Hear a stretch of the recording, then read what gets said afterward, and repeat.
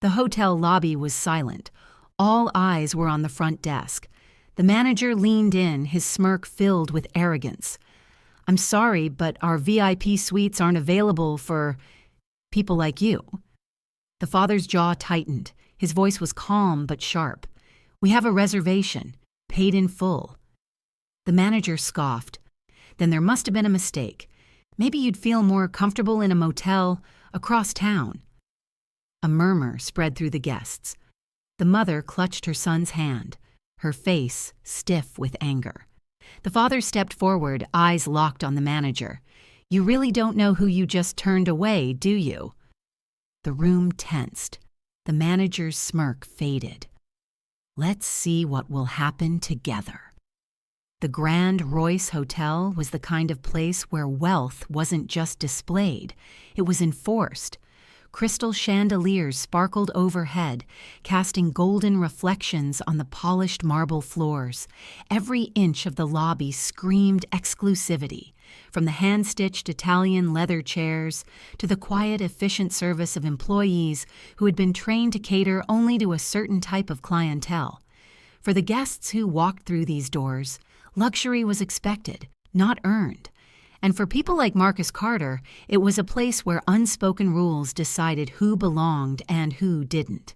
He had known it the moment he stepped inside. The sideways glances, the forced smiles from the front desk staff, the way the concierge subtly checked over his shoulder, as if expecting security to appear at any moment. But Marcus was used to this. At 42, Marcus was the definition of success, self-made, sharp, and relentless. He had built his real estate empire from nothing, taking risks that most men would have walked away from. His reputation was legendary in the business world. He wasn't just wealthy, he was powerful. But no matter how much money he made, how many skyscrapers bore his name, some people still saw only one thing: his skin. Tonight, though, wasn't about business. It was about celebrating. Marcus had planned a surprise getaway for his wife and son, a weekend in the hotel's most luxurious penthouse suite, a private dinner with a top Michelin-starred chef, and a night of pure, uninterrupted family time. Because if there was one thing Marcus valued more than success, it was his family. Olivia Carter had always carried herself like royalty, not because of wealth, but because she knew her worth. A former attorney turned nonprofit advocate, she had spent years fighting for social justice. She knew how the world worked. She had seen men like Richard Bradford, the kind who hid their prejudices behind polite smiles and well-tailored suits. And she wasn't the type to back down. So when the hotel manager's smug voice cut through the air, she recognized it immediately: disrespect. The manager, David Whitmore, had been running the front desk at the Grand Royce for years. He prided himself on maintaining the hotel's exclusivity. When Marcus and Olivia approached the desk, he barely glanced up from his computer until he saw them. Then his smile tightened. His tone shifted. Something about them made him uneasy. Maybe it was Marcus's confidence, the way he carried himself as if he owned the place. Maybe it was Olivia's poised elegance, her unwavering gaze. But most of all, it was the fact that they didn't fit his idea of who belonged here. So he did what men like him had been doing for generations. He dismissed them. Marcus placed their reservation confirmation on the counter. "We're checking in," he said smoothly. Whitmore barely glanced at the screen before shaking his head. "I'm sorry, but our VIP suites aren't available." Marcus frowned. "That's impossible. We reserved the penthouse weeks ago, paid in full." Whitmore let out a short chuckle. "Well, there must have been a mistake. Those suites are reserved for our preferred clientele." Olivia's lips pressed into a thin line. "And what exactly does that mean?" Whitmore sighed, adopting the fake patience of a man who had no real intention of helping. "I mean that our premium accommodations are typically extended to guests who—" He paused, choosing his words carefully. "Better fit the hotel's brand." Marcus's jaw tightened. He had heard a lot of ways to say, "You don't belong here," in his lifetime. This was just a new variation. I see, Marcus said coolly. So what you're saying is that my money isn't good enough? Whitmore held up his hands, feigning innocence. I'm simply saying there was a mix-up. Maybe you'd feel more comfortable somewhere, more suited to your needs. Olivia exhaled slowly, forcing herself to stay calm. But their son, Jordan, only 10 years old, was watching. And that's when something inside Marcus snapped. He refused to let his son grow up believing this was normal. So he stepped forward, voice dangerously quiet. You really don't know who you just turned away, do you? The room fell silent. Whitmore hesitated. The arrogance in his smirk wavered, because for the first time, he realized he might have made a mistake. The lobby of the Grand Royce Hotel had never been this quiet. Every conversation had faded. Every polite smile had disappeared. The tension was thick, a silent battlefield where the lines had already been drawn. Marcus stood tall, his stare locked onto Whitmore's face. You really don't know who you just turned away, do you? Whitmore hesitated. For the first time, doubt flickered in his expression.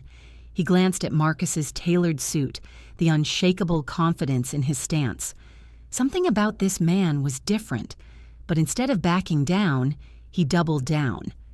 Whitmore let out a short laugh, shaking his head as if the whole situation was absurd. Sir, I already explained. There's been a mistake. Now, I'd be happy to arrange alternative accommodations. I don't need alternative accommodations, Marcus cut in.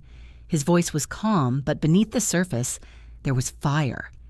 I need you to honor the reservation I made, the one I paid for, the one you're trying to deny me because I don't fit the image you want in this hotel. Whitmore's smile faltered. He wasn't used to being challenged like this, especially not by a black man who refused to be intimidated. The air grew heavier. A small crowd had started to form, hotel guests watching from the lounge, a few employees stealing nervous glances. Olivia could feel the shift, eyes locking onto them, whispers spreading. Her fingers curled into a fist at her side. She'd seen this too many times before. She took a slow step forward, standing beside her husband. You do realize what you're doing, don't you? Whitmore barely looked at her. Ma'am, I assure you, this has nothing to do with anything other than our policies. Policies? Olivia raised a brow, her voice razor sharp. Your policies let us book a suite. Your policies accepted our money. But now, suddenly, those same policies are keeping us from checking in? Whitmore's lips parted slightly, but no words came. He wasn't used to being cornered like this. Then, in the middle of the growing tension, a new voice cut through the room. Is there a problem here? Heads turned. A man in a navy blue suit, gold cufflinks gleaming under the chandelier light, stepped into the scene. James Holloway, the Grand Royce's regional director. Unlike Whitmore, Holloway knew exactly who Marcus Carter was. Holloway forced a smile as he approached. Mr. Carter, I apologize if there's been any miscommunication. I'm sure we can resolve this. Then resolve it, Marcus interrupted, his tone sharp.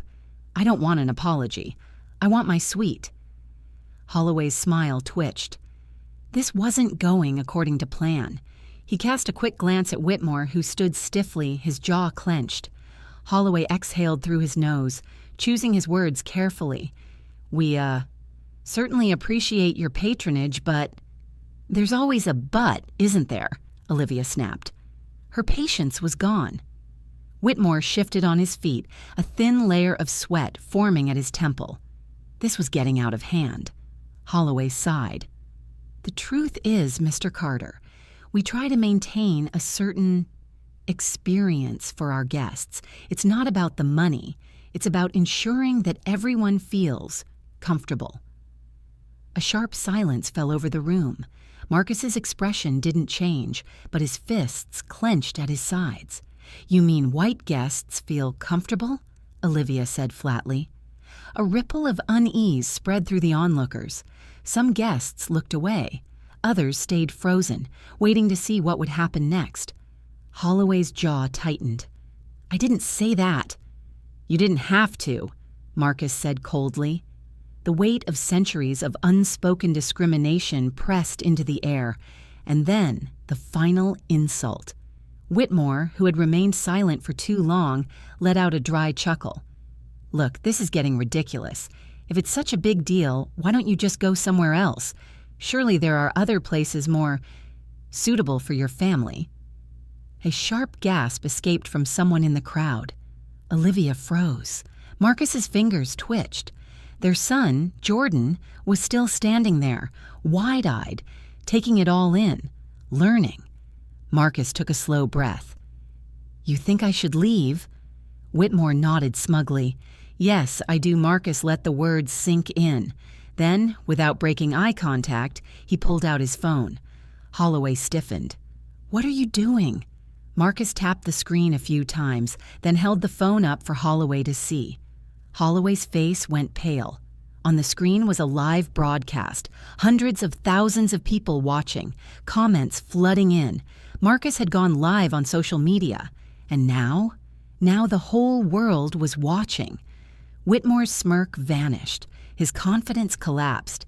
He looked around the lobby, realizing just how many people were recording. Holloway cleared his throat, his voice suddenly far less confident. "Mr. Carter, there's no need to escalate this." "Oh, but there is." Marcus's voice was steady, but his eyes burned with fury. "I want every single person watching this to see what happens when a black man who built his own empire, paid his way, played by the rules, still gets told he doesn't belong." The hotel's official PR representative rushed into the room, breathless, panicked. She took one look at the screen, then at Holloway, and whispered urgently, "Fix this. Right now." Holloway licked his lips, his face sweaty. "Mr. Carter." His voice cracked under the pressure. Let's discuss this in my office." Marcus shook his head. "No. Sir, no." Silence. Holloway swallowed hard. Then, with a forced, humiliating breath, he turned to Whitmore. "You're fired!" The words cut through the air like a blade. Whitmore's mouth fell open. "What?" "You heard me," Holloway snapped. "Pack your things. You're done." A heavy silence filled the space. Then slowly, Marcus slid his phone back into his pocket. Holloway cleared his throat again. "Mr. Carter, on behalf of the Grand Royce, I deeply apologize for... We'll be staying in the penthouse tonight." "Of course, sir." Olivia finally exhaled, tension leaving her shoulders. Marcus turned to Jordan, who had been watching every second of this battle. He knelt in front of him, voice softer now. "Son, remember this moment." Jordan blinked. "Why?" Marcus's gaze was steady, "Because this is what it looks like when you refuse to be silenced." And with that, he took his wife's hand, and together they walked toward the elevator. The elevator doors slid shut, sealing off the chaos of the lobby. Marcus stood still for a moment, the weight of the last 30 minutes pressing on his shoulders. Olivia exhaled slowly, rubbing her temples, tension still lingering in her body. But it was Jordan's silence that struck the hardest. Their 10-year-old son had watched everything, the insults, the power struggle, the injustice, and the ultimate reversal. He had seen his father, a man who built his success through hard work and resilience, humiliated, then take back control. And now? Now he was staring at his father as if seeing him for the first time. Marcus crouched down, looking Jordan in the eyes. "You okay?" Jordan hesitated, his small hands clenched at his sides. Something was on his mind. Finally, his voice came, small but steady. "Why did he talk to us like that?" Marcus felt Olivia shift beside him, her breath catching.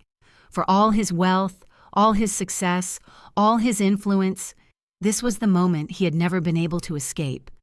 No amount of money could protect his son from learning the truth. "Because, son," Marcus said slowly, choosing his words carefully, "some people think power gives them the right to decide who matters and who doesn't." Jordan frowned. "But you didn't do anything wrong." "I know." "Then why?" His voice wavered, frustration creeping in. Why do they get to act like that? Marcus looked at his son for a long moment. Then softly he spoke. They don't. Not forever. Jordan's frown deepened. Marcus reached out and placed a hand on his son's shoulder. Listen to me, he said, voice steady. You are going to meet people in this world who will try to make you feel small. They will look at you and think they know your worth before you even open your mouth. Jordan's eyes dropped to the floor. But do you know what you do when that happens? Jordan looked up. Marcus's grip on his shoulder tightened slightly. You stand your ground. You look them in the eye, and you remind them exactly who you are. Jordan's lips parted slightly. Like you did? Marcus smiled. Like I did. Jordan blinked.